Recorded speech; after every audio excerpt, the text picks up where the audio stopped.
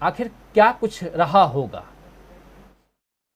पहली बात तो ये राजीव जी कि पिछले दिनों में जहां जहां सरकारें गिरी, कमलनाथ की सरकार मध्य प्रदेश में गिरी, फिर महाराष्ट्र में गिरी, तो हम सब लोग ये विमर्श करते रहे हैं कि इन सरकारों को पता नहीं चलता, इनका लोकल इंटेलिजेंस क्या करता रहा, कमलनाथ को कैसे नहीं मालूम पड़ा कि उनके अपने विधायक कहाँ जा रहे हैं, किससे मिल रहे हैं।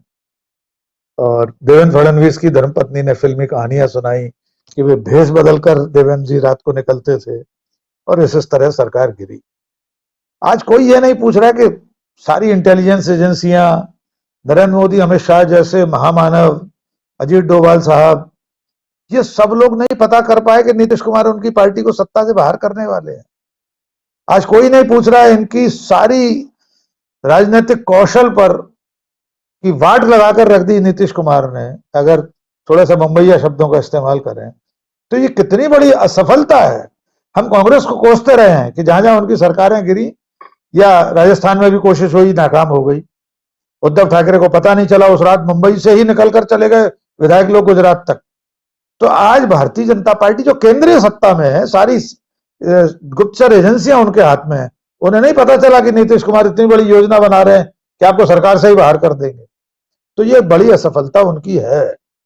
जहां तक प्रधानमंत्री के तमाम सारे बयानों का प्रश्न है, आने वाले समय में इस चुनौती को किस रूप में लिया जाएगा, अमलेंदु जी ने जो बातें कही, मैं उसको थोड़ा सा आंकड़ों के आधार पर और विस्तार देना चाहता हूं कि ये चुनौती सचमुच अब भारतीय जनता पार्टी के माथे पर चिंता की लकीरें उकेरने के लिए पर्याप्त है। एक परसेप्शन बना हुआ है कि पूरे देश में बीजेपी का राज है, पूरे देश को भगवा कर लिया है। आप आज आंकड़े अगर देखेंगे राजीव जी, तो 14 राज्यों में बीजेपी की सरकार नहीं है। देश की राजधानी में नरेंद्र मोदी की नाक के नीचे 7 लोक कल्याण मार्ग के चारों तरफ उनकी सरकार नहीं है। थोड़ा और कुछ किलोमीटर आगे बढ़ेंगे तो पंजाब में उनकी सरकार नहीं है। थोड़ा और आगे बढ़ेंगे, राजस्थान में नहीं है, मध्य प्रदेश में नहीं है।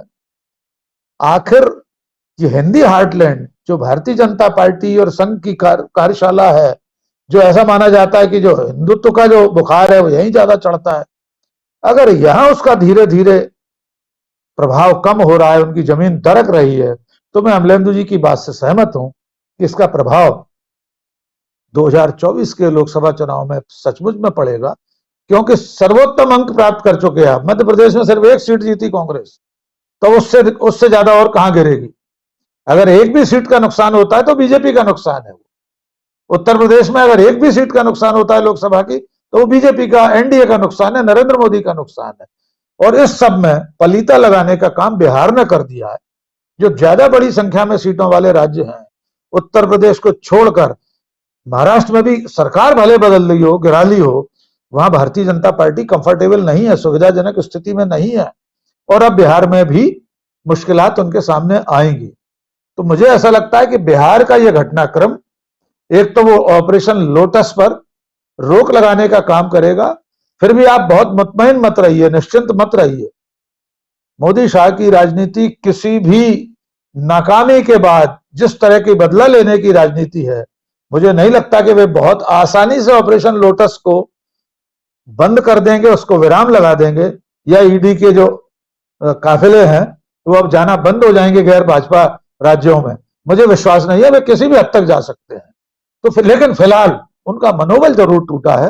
प्रधानमंत्री का आज का भाषण भी, वे दूसरों की निराशा का जिक्र कर रहे थे, लेकिन उनके भाषण में जो जो बातें थी वे उनकी खुद की निराशा को परिलक्षित कर रही थी। एक अंतिम बात जरूर मैं कहना चाहूंगा, यह संभव नहीं है कि केंद्र सरकार को, प्रधानमंत्री को, गृह मंत्री को, राष्ट्रीय अध्यक्ष को यह अनुमान नहीं होगा कि महंगाई किस कदर विकराल हो चुकी है और जनता के बीच में महंगाई के खिलाफ क्या भाव धीरे धीरे उफन रहे हैं। कांग्रेस ने एक बड़ा आंदोलन किया, तमाम विपक्षी दल इस पर आवाज उठाते रहते हैं।